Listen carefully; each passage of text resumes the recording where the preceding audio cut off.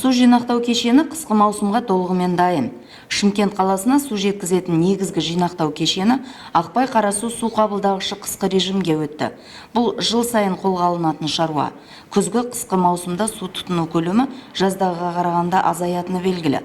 Осы кезеңде су сорғылар мен агрегаттарды қаптап, суықтарда үздіксіз жұмыс істейтіндей режимге өткізу қолайлы.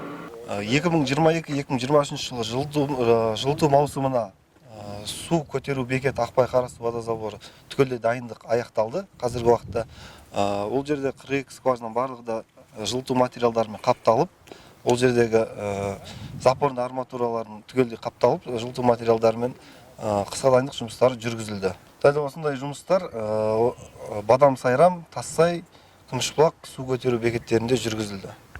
Оған қоса мына екінші көтерімдегі насос станциялары қала ішінде де жалпы іс-шара бойынша қысқа дайындық жұмыстары толығымен аяқталды.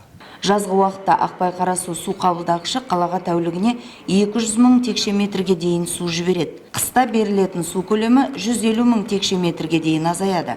Қала тұрғындары мен өндіріс орындары, мекемелер тұтынатын судың 95% осы қабылдағыштан келеді.